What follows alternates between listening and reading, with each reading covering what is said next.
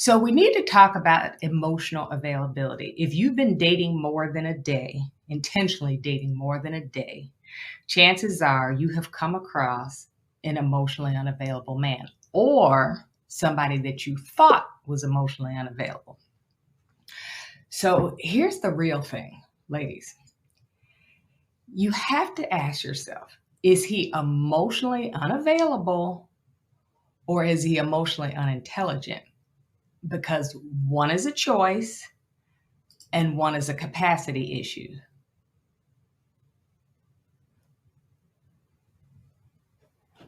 You understand what I'm saying? One is a choice and one is capacity. So, why does that even matter? I'm so glad you asked. This is one of the main reasons why you get ghosted. And we all know how we feel about that. I've been ghosted. I know what a sucker punch to the gut that is. This is the main reason you end up with what I call the fixer-up projects. Not a partner, but a project where you have to fix them up and cobble them together like a Build-A-Bear and try and make a man out of them. Or the reason you're not getting the commitment that you deserve. The problem is when you confuse them and you don't have the clarity around what's really going on here. So when you confuse them, what'll end up happening to you, which is where I get these messages where it just rocks women's confidence. It starts to make you think, if we're honest, it makes you, and we are honest here because we don't judge, it makes you feel like something is wrong with you. And you're like, okay, I'm doing this, I'm doing that. What is really going on? Or it'll make you fall prey to being that social work lover, that mechanic, where you're trying to fix him. You get in the fixing business. Or you'll look up and you are absolutely exhausted. Why? Because you are putting in all the work. That joker's doing nothing, and you're putting in all the work. So how do you know if he's emotionally unavailable or emotionally intelligent? Listen, when he's emotionally unintelligent, and I have to give this little sidebar because sometimes I know a lot of you do resume dating, where if the resume looks good, then you ignore the red flags. So this thing can go right under the radar of a resume because he could be educated. He could have a great career. Do not be fooled by the resume when it comes to this. He could still be those things and emotionally unintelligent. Because let me tell you something. It's some Harvard graduates that are emotional midgets. I'm just saying, I've met a few. So you got to pay attention, right? So here's some of the things you have to look for. Like, does he own his crap? Is there anything worse than a man that, no matter what, he cannot own it? Like, if he said he was going to call, he said he was going to text, and he doesn't, then he gets defensive or he has some excuse. How does he talk about his ex? Is everything her fault? Because let's face it, nobody is right 100% of the time.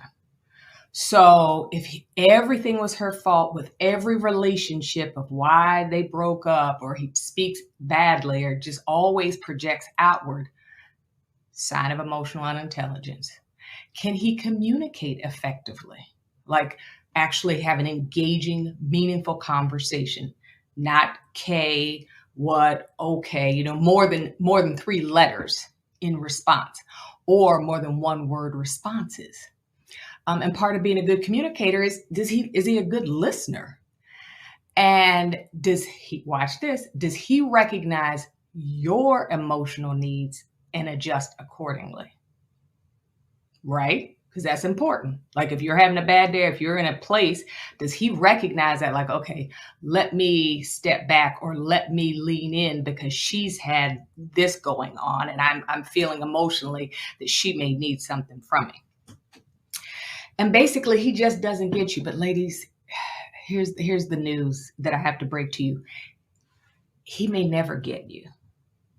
And that's okay, because that just means he's not God's best for you. He may never get you if he is emotionally unintelligent. So I need you to be on those first dates, first interactions, be checking for his capacity. Because if he has low EQ, emotional unintelligence, he doesn't have capacity. So here's what happens. You interact with him, he ghosts you, or it's not going anywhere. You feel like you're doing all the work, or maybe you have to fix him up, any number of things. Maybe he does something, maybe he ghosts you, maybe he does something where you're still trying to have some kind of connection. And you're like, okay, well, you're expecting him to apologize because that's what grown, mature people do, right? They apologize if they do something wrong. You're expecting him to apologize. Maybe you had a couple dates with him, nothing happens, he ghosts you, or you had something, then he just says, okay, I don't want a relationship, or this isn't going anywhere, and you go crazy wanting closure. Like literally, you just like you can't move beyond it because now you feel like you need closure. Let me tell you this. Don't ever surrender your personal power and your need to be able to move on and have closure to some joker who has no capacity to give it to you. The highest form of closure is to get up and close the door yourself. I'm just saying, right? Because I've had too many women that I've had to help that are stuck because they're waiting on closure from somebody who doesn't have the capacity to give it to them, right? Or you want him to be supportive of you and he just can't. Again, he has low emotional intelligence. He is emotionally unintelligent. Okay. So,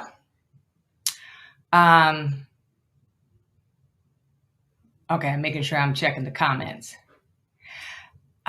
So low emotional unintelligence, right? You're checking his capacity. Now, on the flip side of that coin, because emotional unintelligence is capacity, emotional availability is willingness. Is that joker willing to be emotionally available? Because he has the capacity. Here's a secret. Many of you are emotionally unavailable. So you're attracting emotionally unavailable men. I know I was completely emotionally unavailable. I was emotionally unavailable before I even knew what it was. It was all of my baggage and all of my issues. So I was emotionally unavailable. And then I'm wondering why I have men that I'm not connecting with. It just feels like we can't kind of like bring it together. Ladies, I can't tell you this enough. You will never be able to find a true, lasting, meaningful, loving relationship if you don't resolve your own emotional unavailability. Now, see, some people don't want to tell you that, but your girl has to tell you the truth. You have to be willing to resolve your own because otherwise you're going to attract emotionally unavailable, or you might attract a really great guy, but he's going to sense that you're emotionally unavailable and he's going to completely shut down. Okay? That's like incredibly important work that you have to do. That's one of the reasons why, I do what I do is to make sure that you're relationship ready. Because if you're not relationship ready, if you've got baggage, if you've got things going on with you and you're emotionally unavailable, then you're going to just stay on that roller coaster of dating or not attracting the type of guy that you actually want, right? So here's some of the signs of emotional unavailability. Is he unwilling to open up and share? You ask him, because I told you this is always the best opener whenever you're doing a screening dating thing with him. You always want to, on the first date, look him in his good eye and lean in and say, so Boaz, tell me your story. Open-ended, get him to start talking, right? If he doesn't say much of anything, well, there's really not much to tell, or, whatever, just kind of real closed off, that's a sign. He may be afraid of getting hurt. He may be afraid to fall in love because of some past heartbreaks. And he also may think, and this is real, ladies, that if it doesn't work, then it becomes internalized that somehow he's a failure. Because if we're honest, we've all felt that, right? Where, oh goodness, if this one doesn't work out, oh my goodness, what's going on, right? So you have to make sure you're really clear on these things, because if he's emotionally available, but he doesn't feel like you are, and that he can feel safe with you and that you're able to be vulnerable. So for example, if he turns the tables and says, tell me your story, are you able to, you don't overshare and tell him, your deepest, darkest secrets, but you certainly need to put yourself out there like you have some level of vulnerability. And so that's why it's so critical to know yourself. How are you showing up? Are you guarded because maybe you had somebody who did you wrong and you're actually guarded? You have walls. Are you vulnerable? Are you free of relationship baggage? And you have to pay attention in these early stages. Is he unwilling, or does he lack the capacity? And ladies, this is where you have to do some serious vetting again, because you end up dead end relationships, getting ghosted, heartbreak. Like it just becomes this cycle. And so much of that could be avoided if you paid attention to these things I'm teaching you on the front end. And you want to be careful because, again, you want to make sure you've got good emotional intelligence, that you're not so hopelessly in love after the first date that if he doesn't call you ever again or he doesn't respond to your text messages, you're not just gutted and devastated, right? And so you need to know his capacity. So you got to kind of, go with it knowing I'm checking this guy out, do some real vetting, because what you don't want to do is loan things to the wrong people. The wrong man. And I'm not talking about money.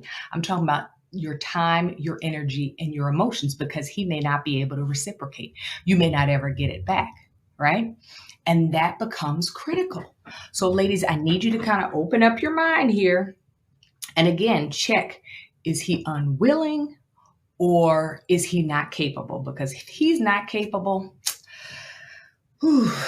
unless you're going into social work, unless you've got from now till Jesus comes for him to work through his stuff. And, I'm not saying it's hopeless that he can never level up his emotional intelligence, but again, time, patience, and do you really want to invest in trying to wait around for him to get it together? And he may not.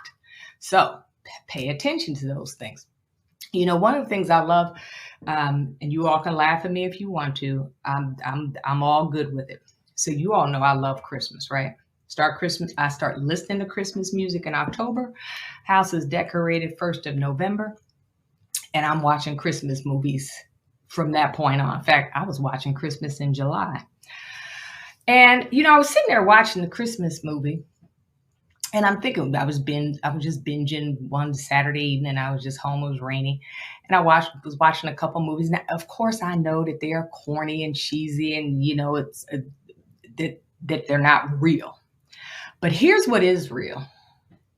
Every one of the characters that finds love, every single one of them, it's a recurring theme, has to actually do something different. She has to transform to a new level of awareness. Maybe that the guy that was perfect for her was right in front of her. Maybe it was the guy who she'd gone to high school with, or whatever it is. She has to walk in a new level of awareness, and she has to actually take action to get the love she deserves. And she transforms to get what she wants. Okay. And that's what I want for you. Listen, that is why I created the Love Life Society. If you have not checked it out, you need to check it out. This is my passion project. I need you all to hear me. I've been working this for over a year because I knew there had to be a way for me to go wide, to be able to reach as many women as possible, to help them, teach them, coach them, answer their questions, and see them actually get the awareness, have the transformation they need to attract the kind of guy and the man that they deserve. So if you haven't checked it out, the link is in the bio. Make sure you check it out. I would love to have you as a part of it, but make sure that whatever you do, you get the clarity that you need and that you're not walking with emotional baggage yourself, because otherwise you're going to continue to attract these kind of men that can do so much damage to your overall well-being. Because every time you have one of these experiences with these type of men, it's chipping away at your confidence. It's chipping away at kind of your ability to not to be guarded, to wipe the slate clean, to meet a guy where he is and not have all the residue from the last joker that did you wrong. So again, ladies, vet early and vet with wisdom. Okay.